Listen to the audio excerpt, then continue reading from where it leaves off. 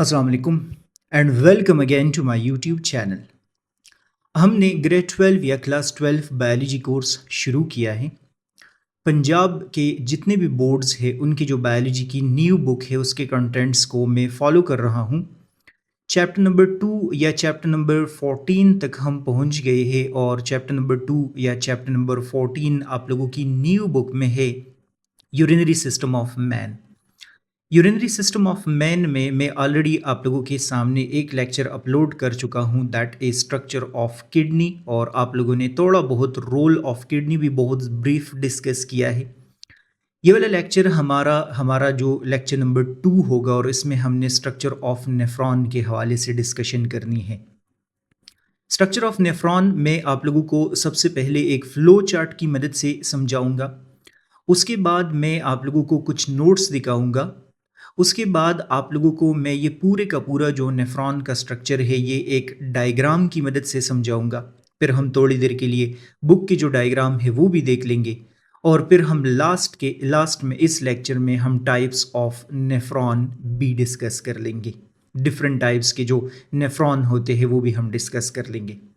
आसान सा टॉपिक है, सिंपल सा टॉपिक है, इसमें मेरे ख्याल में कोई ज़्यादा इशू नहीं होगा। तो सबसे पहला पॉइंट आप लोगों ने याद करना है कि नेफ्रॉन हमेशा दो पार्ट्स होते हैं। इसके इंट्रोडक्शन वगैरह मैं अभी बाद में दूंगा कि नेफ्रॉन क्या चीज़ है, आप सबको वैसे पता है। उसमें से एक पार्ट को हम बोलते हैं रेनल कॉर्पसल और दूसरे पार्ट को हम बोलते हैं रेनल कैप्सूल। ये नेफ्रॉन के दो अलग अलग पार्ट्स होते हैं। रेनल कॉर्पसल जो है वो अलग है और रेनल टिब्यूल जो है वो अलग होता है। रेनल टिब्यूल के नेम से ही पता चलता है कि ये ट्यूब लाइक स्ट्रक्चर होंगे, और जो रेनल कार्पसल है वो आप लोग डिस्कस करेंगे कि वो डायरेक्ट ट्यूब लाइक स्ट्रक्चर नहीं होता। याद रखना है आप लोगों ने कि जो रेनल कार्पसल होता है इसको फर्दर हम टू पार्ट्स में डिवाइड करते हैं। टू पार्ट्स इसके होते हैं जिसमें से एक को ग्लोमेरुलस कहा जाता है और दूसरे को हम बोमेंस कैप्सूल नाम देते हैं। ग्लोमेरुलस के बारे में अभी थोड़ी देर बाद मैं बोलूँगा कि ये कैपिलरीज का एक बंच होता है, कैपिलरीज का एक पूरे का पूरा बॉल लाइक स्ट्रक्चर होता है। और बोमेंस कैप्सूल के हवाले से मैं अभी नोट्स में बोलूँगा कि ये कप शेप स्ट्रक्चर होता है। ये जितना भी ग्लोमेरुलर फिल्ट्रेट है उसको कैच कर रहा होता है।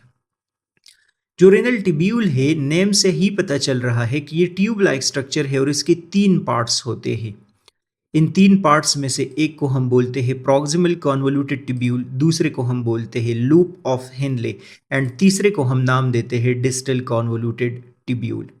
मैं भी आप लोगों को समझाऊंगा कि प्रॉक्सिमल का क्या मतलब होता है, डिस्टल का क्या मतलब होता है, कॉन्वोल्यूटेड का क्या मतलब होता है और टिब्यूल का क्या मतलब होता है। लूप ऑफ हेनले को फर्दर टू पार्ट्स में हम डिवाइड करते हैं। इसमें से एक पार्ट को हम बोलते हैं असेंडिंग लिम्ब और दूसरे पार्ट को हम बोलते हैं डिसेंडिंग लिम्ब।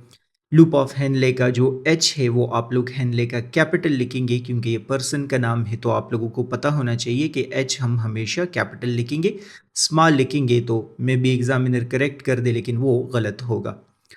अब ये पूरे का पूरा मैंने आप लोगों के सामने एक फ्लो चार्ट बनाया है। फ्लो चार्ट में मैंने नेफ्रॉन का स्ट्रक्चर एक्सप्लेन कर दिया है। ये जो जितने भी पार्ट्स मैंने यहाँ पर आप लोगों को दिखाए हैं इसके हवाले से क्विक देखते हैं, कुछ नोट्स देख लेते हैं और फिर डायग्राम की तरफ जाते हैं। सबसे पहला पॉइंट मैंने नेफ्रॉन के हवाले से लिखा है कि it is functional unit of kidney. Functional unit of kidney का मतलब होता है कि किडनी का जो फंक्शन हो रहा है, किडनी जो फिल्ट्रेशन कर रहा है, किडनी जो यूरिन फॉर्मेशन बना रहा है, यूरिन फॉर्मेशन कर रहा है, वो असल में इन नेफ्रॉन्स की वजह से है। So you need to remember कि किडनी का फंक्शन किसकी वजह से है, नेफ्रॉन की वजह से है। इसी वजह से इसको कहा जाता है it is functional unit of the kidney. Each kidney contains millions of nephron. हर एक किडनी में आप लोग डिस्कस करेंगे, दोनों के दोनों किडनी में मिलियंस ऑफ नेफ्रॉन मौजूद होते हैं। अगर आप लोग किडनी का क्रॉस सेक्शन लेते हैं, उसको कट करते हैं, so you need to remember कि आपको डायरेक्ट नहीं नज़र आएंगे। नेफ्रॉन को देखने के लिए हमें माइक्रोस्कोप यूज़ करना पड़ेगा। तो आप लोग बाकायदा पेपर में मेंशन कर सकते हैं कि नेफ्रॉन और माइक्रोस्कोपिक स्ट्रक्चर, नेफ्रॉन और माइक्रोस्कोपिक ट्यूबुलर स्ट्रक्चर, ये ट्यूब लाइक स्ट्रक्चर होते हैं और हमें सिर्फ और सिर्फ माइक्रोस्कोप के अंदर नज़र आ रहे होते हैं। Each nephron consists of two parts, a renal corpuscle where blood plasma is filtered and a renal tubule into which the filtered fluid passes. मैंने वहां पर आप लोगों को अभी बताया है कि एक नेफ्रॉन के कितने पार्ट्स होते हैं, टू पार्ट्स होते हैं, जिसमें से एक को रेनल कॉर्पसल बोलते हैं जो यहाँ आप लोगों को नज़र आ रहा है, और रेनल टिब्यूल बोलते हैं जो आप लोगों को यहाँ पर नज़र आ रहा है। जब हम डिटेल फंक्शन ऑफ नेफ्रॉन पढ़ेंगे तो आप लोग बोलेंगे कि रेनल कॉर्पसल का फंक्शन होता है फिल्ट्रेशन ऑफ द ब्लड करना। तभी मैंने लिखा है कि renal corpuscle is responsible for blood plasma filtration. ये ब्लड को फिल्टर कर रहा होता है, और जैसे ही इसका फिल्ट्रेशन अगर हो जाता है तो सारे के सारे कंटेंट्स कौन कलेक्ट कर देता है? Renal tubule. आप लोग डिस्कस करेंगे जितना भी फिल्टर्ड फ्लूइड होगा वो सारे का सारा वो अपने पास कलेक्ट कर देगा। ये पॉइंट कोई मसला नहीं है, आप लोगों को समझ आ जाएगी जब मैं आगे जाके फंक्शन ऑफ नेफ्रॉन आप लोगों को डिटेल में समझाऊंगा। The two components of renal corpuscle are glomerulus and glomerular capsule या Bowman's capsule, a double-walled epithelial cup that surround the glomerular capillaries. मैंने आप लोगों को बताया कि जो रेनल कॉर्पसल है उसके दो पार्ट्स हैं, जिसमें से एक को हम ग्लोमेरुलस बोलते हैं और दूसरे को हम बॉमिन्स कैप्सूल बोलते हैं। ये दो अलग अलग पार्ट्स होते हैं। यहाँ पर भी लिखा है कि रेनल कॉर्पसल के दो पार्ट्स में से एक को हम बोलते हैं ग्लोमेरुलस और दूसरे को हम बोलते हैं बॉमिन्स कैप्सूल। मैंने वहाँ इंट्रोडक्शन में आप लोगों को बताया कि ग्लोमेरुलस क्या होता है। ये एक कैपिलरीज का नेटवर्क होता है, कैपिलरीज का बॉल होता है, कैपिलरीज का बंच होता है, यहाँ पर फिल्ट्रेशन अकर होगा। और बॉमिन्स कैप्सूल के बारे में मैंने आप लोगों को बताया कि ये एक कप शेप स्ट्रक्चर होता है। तो यहाँ पर लिखा है कि ग्लोमेरुलर कैप्सूल या बॉमिन्स कैप्सूल क्या है? ये doubled walled epithelial cup shape structure होता है। ऐसा एक स्ट्रक्चर होगा जो कि मैं आप लोगों को डायग्राम में दिखाऊंगा। डबल वॉल्ड इसको इस वजह से बोलते हैं क्योंकि इसका एक वॉल जो है वो ये है और दूसरा वॉल आप लोगों को ये नज़र आ रहा है। ये कैपिलरीज के अराउंड होगा, इसका मतलब हो गया कि कैपिलरीज इसके अंदर मौजूद होंगे, जो कि मैं अभी आप लोगों को डायग्राम में दिखाऊंगा। Blood plasma is filtered in glomerular capsule and then the filtered fluid passes into renal tubule which has three main sections. लिखा है कि ग्लोमेरुलस के अंदर फिल्ट्रेशन का प्रोसेस अगर हो जाएगा, यहाँ पर ब्लड फिल्टर हो जाएगा और फिल्ट्रेशन के बाद सारे के सारे कंटेंट्स यहाँ पर रेनल टिब्यूल में आ जाएंगे। रेनल टिब्यूल के अंदर जब कंटेंट्स आ जाते हैं तो इसके तीन पार्ट्स है, उन तीन पार्ट्स के अंदर ये सारे के सारे कंटेंट्स मूव करेंगे। तो मैंने भी यहाँ पर बताया है कि रेनल टिब्यूल के जो तीन पार्ट्स है उसमें से एक को हम प्रॉक्सिमल कन्वोल्यूटेड टिब्यूल, दूसरे को हम लूप ऑफ हेनले और तीसरे को हम डिस्टल कन्वोल्यूटेड टिब्यूल बोलते हैं। ये तीनों के तीनों पार्ट्स यहाँ पर मौजूद होते हैं। In the order that fluid passes through the proximal convoluted tubule, इसमें कौन in the loop of in the renal tubule इसके कौन कौन से पार्ट्स होते हैं? proximal convoluted tubule, loop of Henle और distal convoluted tubule। जो मैंने आप लोगों को यहाँ पर बताया है कि सबसे पहले फ्लूइड जो है वो जाएगा proximal convoluted tubule में, फिर loop of Henle में, फिर distal convoluted tubule के अंदर फ्लूइड जो है वो मूवमेंट करेगा। Proximal denotes the part of tubule attached to glomerulus capsule and distal denote the part that is further away। याद रखना है आप लोगों ने, proximal का मतलब होता है करीब, proximal का मतलब होता है क्लोज। तो वो वाला रेनल टिब्यूल का हिस्सा जो कि ग्लोमेरुलर कैप्सूल के करीब होता है उसको हम बोलते हैं प्रॉक्सिमल पार्ट, और जो वो दूर होता है उससे उसको हम बोलते हैं डिस्टल पार्ट, डिस्टेंट पार्ट हम उसको नाम देते हैं। तभी इसको कहा जाता है प्रॉक्सिमल कन्वोल्यूटेड टिब्यूल, क्लोज वाला convoluted tubule, distal convoluted tubule, दूर जो कन्वोल्यूटेड टिब्यूल है वो वाला। मैं डायग्राम में अभी आप लोगों को दिखाऊंगा। Convoluted mean the tubule is tightly coiled rather than straight। जब मैं आप लोगों को डायग्राम दिखाऊंगा तो आप लोग देखेंगे कि प्रॉक्सिमल और डिस्टल कन्वोल्यूटेड ट्यूब्यूल दोनों के दोनों स्ट्रेट नहीं होते, बल्कि उसमें बहुत सारे टर्न्स मौजूद होते हैं।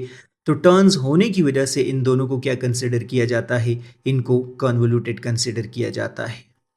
The loop of Henley consist of ascending and descending limb.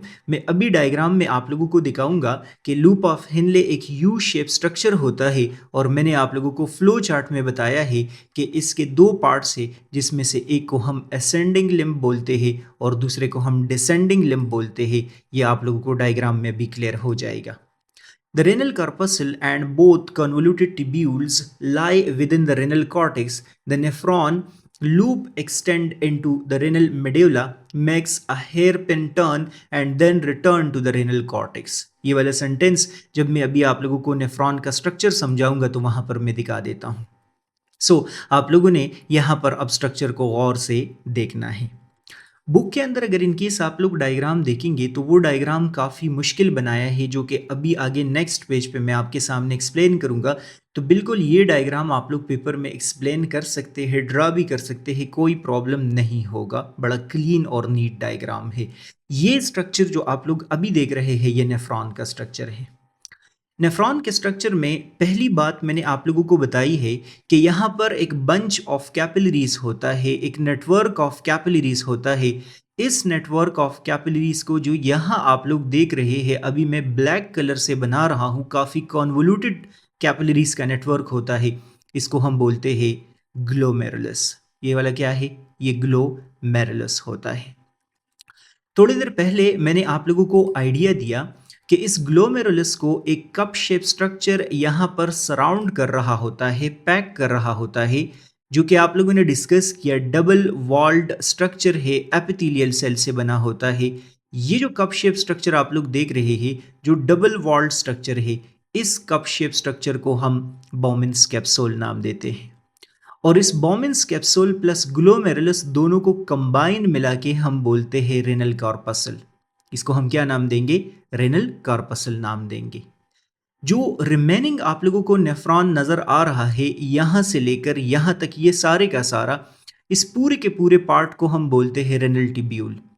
और आप लोगों ने डिस्कस किया कि ये रेनल टिब्यूल के 3 पार्ट्स होते हैं, जिसमें से एक को हम बोलते हैं प्रॉक्सिमल कन्वोल्यूटेड टिब्यूल, जिसको हम पीसीटी नाम देते हैं।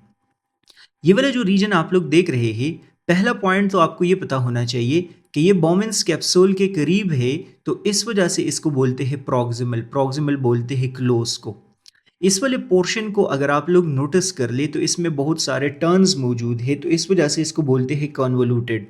और चूंकि ये ट्यूब लाइक है तो इसको हम बोलते हैं टिब्यूल। ये हो गया प्रॉक्सिमल कन्वोल्यूटेड टिब्यूल, जो बॉमिन्स कैप्सूल के बिल्कुल साथ मौजूद होता है।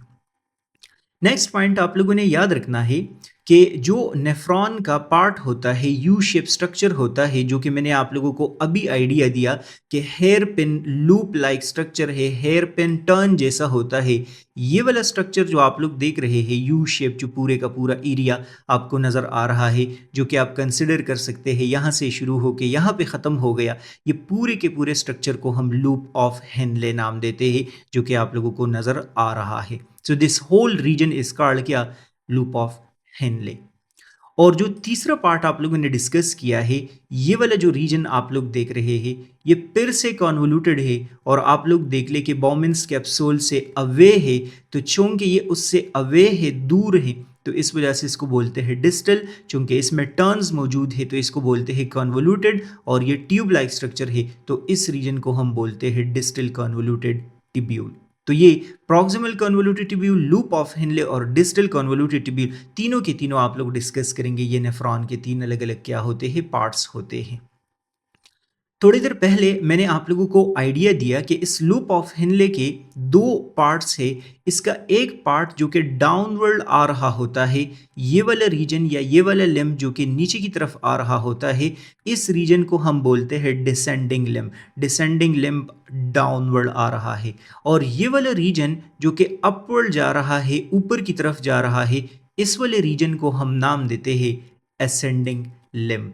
तो डिसेंडिंग लिम्ब डाउनवर्ड आ रहा है, असेंडिंग लिम्ब अपवर्ड जा रहा है, ऊपर की तरफ जा रहा है। डिसेंडिंग का वैसे भी डाउनवर्ड मतलब होता है, असेंडिंग का वैसे भी अपवर्ड मतलब होता है। तो ये 2 इसके अलग अलग क्या हो गए हैं? लिम्ब्स हो गए हैं। याद रखना है आप लोगों ने, नेफ्रॉन का स्ट्रक्चर यहाँ पर इस पार्ट में क्या हो जाता है? ख़त्म हो जाता है, जहाँ पर मैंने रेड लाइन ड्रा कर दिया है। ये जो ट्यूब आप लोगों को नज़र आ रहा है, इस पूरे के पूरे ट्यूब लाइक स्ट्रक्चर को हम बोलते हैं कलेक्टिंग डक्ट। ये यहाँ से लेकर पूरे का पूरा कलेक्टिंग डक्ट है। कलेक्टिंग डक्ट के साथ यहाँ पर भी नेफ्रॉन अटैच्ड होता है, यहाँ पर भी नेफ्रॉन अटैच्ड होता है। एग्जैक्टली ऐसा स्ट्रक्चर इधर भी अटैच कर दे, इधर भी अटैच कर दे, इधर भी अटैच कर दे, तो आप लोग बोलेंगे कि एक कलेक्टिंग डक्ट के साथ बहुत सारे नेफ्रॉन्स क्या होते हैं, कनेक्टेड होते हैं।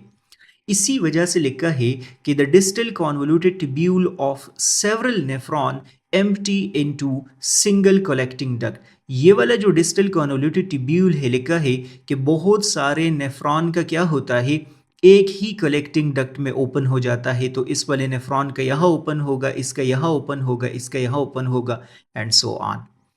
याद रखना है आप लोगों ने कि यही कलेक्टिंग डक्ट एक और डक्ट की तरफ ओपन हो जाता है और उसको हम बोलते हैं पैपिलरी डक्ट। सो अगर इन केस मैं यहाँ पर एक और डक्ट बनाना चाहूँ, एक ट्यूब लाइक स्ट्रक्चर बनाना चाहूँ, ये वाला ट्यूब लाइक स्ट्रक्चर आप लोग डिस्कस करेंगे कि कनेक्टेड होता है इस कलेक्टिंग डक्ट के साथ। इस वाले डक्ट को हम क्या नाम देंगे, पैपिलरी डक्ट हम इसको नाम देंगे। सो डिस्टल कॉन्वोल्यूटेड ट्यूब्यूल के बाद आता है कलेक्टिंग डक्ट, और कलेक्टिंग डक्ट के बाद आता है, आप लोग डिस्कस करेंगे, पैपिलरी डक्ट। ये जो जितनी भी बातें आप लोगों ने डिस्कस की है, ये तमाम की तमाम बातें स्ट्रक्चर ऑफ नेफ्रॉन के हवाले से थी, जो मैंने पहले आप लोगों को फ्लो चार्ट की मदद से बताई है, फिर आप लोगों को नोट्स के फॉर्म में और यहाँ पर डायग्राम के फॉर्म में। बुक से हम 1 मिनट के लिए ये जो डायग्राम है ये देख लेते हैं। हाँ, 2 ब्लड वेसल्स जिसका जिक्र यहाँ पर क्लियरली तो नहीं किया, लेकिन आप लोग देख ले, ये जो ब्लड वेसल आपको नज़र आ रहा है ना, ये इस ग्लोमेरुलस के अंदर की तरफ ब्लड लेके आता है, ब्लड अराइवल कर रहा है, तो इसको हम बोलते हैं एफेरेंट आर्टीरियोल। और ये वाला ब्लड दूर लेके जा रहा है, तो इस वाले ब्लड वेसल को हम क्या नाम देते हैं, इसको हम इफेरेंट आर्टीरियोल बोलते हैं। सो जो ब्लड लेके आ रहा है वो एफेरेंट आर्टीरियोल है, और जो ब्लड लेके जा रहा है वो इफेरेंट आर्टीरियोल है। ये जब हम फंक्शन ऑफ नेफ्रॉन पढ़ेंगे तो वहां पर डिटेल में इस पे हम बात कर लेंगे। अब ये जो जितनी भी बातें मैंने आप लोगों को बताई है, ये सारी बातें यहाँ पर इस मुश्किल डायग्राम में मैंने आप लोगों को समझानी है, ताकि बुक वाले जो कंसेप्ट्स है वो भी क्लियरली आप लोगों को समझ आ जाए। ये जो आप लोग ब्लड वेसल देख रहे हैं, इसके साथ एरो इन बनाया है, ये ब्लड अंदर की तरफ लेके जा रहा है, तो इसको हम बोलते हैं एफेरेंट आर्टीरियोल, हम इसको नाम देते हैं क्योंकि ये ब्लड लेके आता है। ये एफेरेंट आर्टीरियोल अगर आप लोग देख ले तो बंच ऑफ कैपिलरीज में ओपन हुआ है। इस बंच ऑफ कैपिलरीज को हम बोलते हैं ग्लोमेरुलस। ग्लोमेरुलस से ये एक ब्लड वेसल एमर्ज हो रहा है, ये पूरे का पूरा जो आप लोगों को नजर आ रहा है, इस ब्लड वेसल को हम बोलते हैं इफेरेंट आर्टीरियोल। ये ब्लड लेके जा रहा है, जो कि नेक्स्ट लेक्चर में मैं आप लोगों के साथ डिटेल में डिस्कस करूंगा। इसी नेफ्रॉन में अगर आप लोग नोटिस करेंगे तो ये double layer cup shape structure होता है, जिसके डबल वॉल्स है, और इस कप शेप स्ट्रक्चर को हम क्या नाम देते हैं, बोमेन्स कैप्सूल नाम देते हैं। बोमेन्स कैप्सूल से ये वाला जो आप लोगों को हाईली कॉन्वोल्यूटेड एरिया नज़र आ रहा है, इस पूरे के पूरे कॉन्वोल्यूटेड एरिया को हम बोलते हैं प्रॉक्सिमल कॉन्वोल्यूटेड ट्यूब्यूल, जो कि आप लोग डिस्कस करेंगे कि बोमेन्स कैप्सूल के क्लोज है, प्रॉक्सिमल है। यहाँ से अगर आप लोग नोटिस करेंगे तो नेफ्रॉन जो है वो डाउनवर्ड जा रहा है। ये जो डाउनवर्ड जा रहा है, इस वाले रीजन को हम लूप ऑफ हिनले का डिसेंडिंग लिम्ब बोल रहे हैं, क्योंकि ये नीचे की तरफ जाता है तो इसको हम बोलते हैं डिसेंडिंग लिम्ब। और ये यू टर्न लेके यहाँ पर एक असेंडिंग लिम्ब बना देता है, ऊपर की तरफ जा रहा है, तो इस वाले लिम्ब को हम नाम देंगे असेंडिंग लिम्ब। असेंडिंग लिम्ब यहाँ पर फिर से कॉन्वोल्यूटेड लेयर बना देता है, टिब्यूल बना देता है, तो इस रीजन को हम डिस्टल कॉन्वोल्यूटेड टिब्यूल बोलते हैं। और डिस्टल कॉन्वोल्यूटेड टिब्यूल यहाँ पर कलेक्टिंग डक्ट के साथ क्या हो जाता है, अटैच हो जाता है। यहाँ पर और भी आप लोगों को ब्लू ब्लड वेसल्स नज़र आ रहे हैं, रेड ब्लड वेसल्स नज़र आ रहे हैं। इसको आप लोग फ़िलहाल के लिए इग्नोर कर दें, क्योंकि ये सारे के सारे ब्लड वेसल्स का एक अलग लेक्चर होगा, और वो मैं आपके साथ साथ साथ जो है वो आगे वाले लेक्चर्स के अंदर क्या करूँगा, डिस्कस करूँगा। तो ब्लड वेसल्स कोई मसला नहीं है, अगर आप लोग ड्रा नहीं भी करते तो कोई प्रॉब्लम नहीं होगा। ये हमने डिस्कशन की है नेफ्रॉन के स्ट्रक्चर के बारे में। अब हम लास्ट जो पोर्शन है इस वाले टॉपिक का पढ़ लेते हैं, that is types of nephron. आप लोगों ने अभी जो डिस्कशन की है और वहाँ पर मैंने एक लाइन स्किप भी कर दिया, मैंने कहा वो बाद में समझा देता हूँ, क्योंकि नेफ्रॉन का जो अरेंजमेंट है वो किडनी के अंदर ज़रूरी नहीं है कि हमेशा सेम तरीके से हो। आप लोग बोलेंगे कि अरेंजमेंट ऑफ नेफ्रॉन जो किडनी के अंदर होता है वो दो डिफरेंट टाइप्स का होता है। So nephron are categorized into two types based on their location within the kidney, के किडनी के अंदर वो मौजूद कहाँ होते हैं।